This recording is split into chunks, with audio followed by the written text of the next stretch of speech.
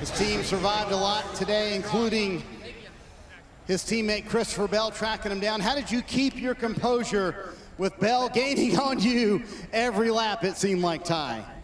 Yeah, I just had to keep my head down, gel up, and stay in it. So I appreciate my team, Tony Hirschman. All glory to Jesus Christ. I want to ask you about Tyler Allen's two-tire call, and you and I have had so many conversations this year about how this team has gelled. What's really spurred that on in 2026, Ty? Yeah, you know, just people that want to support each other. You know, we have a big step from last year, obviously, and, you know, I really appreciate it. But I really appreciate all my teammates, too. I wouldn't be here without all my teammates as well. Week in and week out, just help keep developing the program, and obviously we're all up front for a reason. So, you know, I really appreciate Denny and Chase and Christopher for all their help, obviously. You had to work for it today because you had the problem on pit road early on. You went back to 28th. At that moment when that happened, Ty, you were running fourth. What did you say to yourself? Let's lock in, hammer down.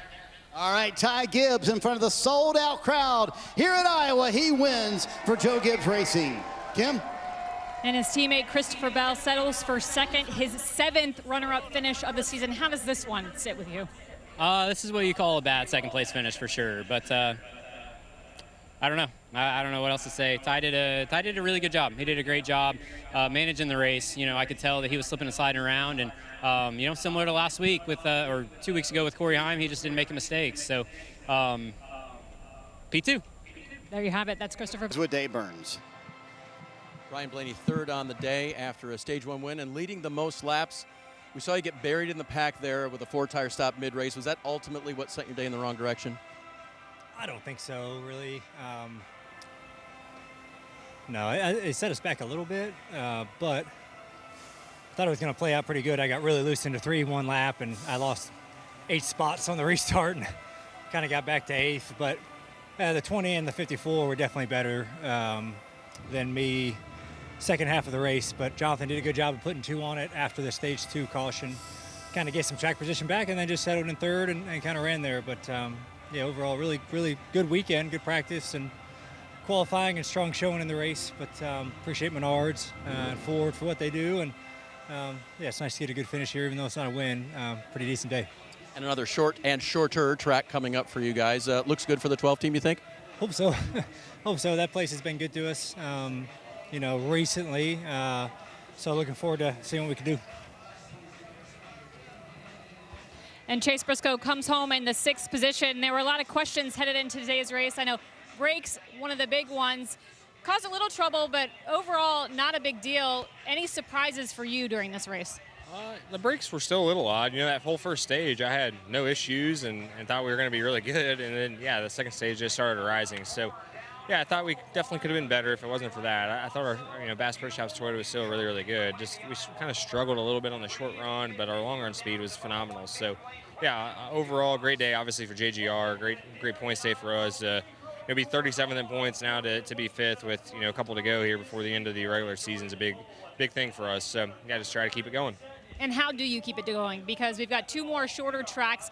Does today's performance give you a little bit of optimism over the next 2 weeks? Yeah, I hope so. I mean, truthfully, the next 2 weeks are probably my 2 worst racetracks, or my 2 least favorite at least. So, yeah, just got to try to go there and try to maximize our day. Our cars should be really fast. So, yeah, just have to execute. And we've been doing a really good job of that over the course of the last, I don't know, 7 or 8 weeks. So, yeah, just looking forward to the next couple and see if we can keep it rolling. Solid day for the 19 team. Denny Hamlin finished 5th. After we talked this morning, you told me the only way to make this work was to drive slow.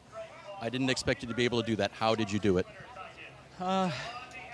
Just had to white knuckle every lap. I mean, obviously not knowing, you know, where my car was going to land when I got in the corner.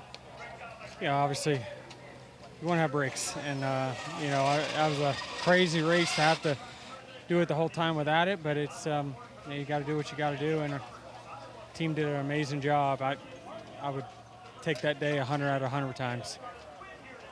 You are pretty worn out, it appears. How much harder was it to drive the race car that way?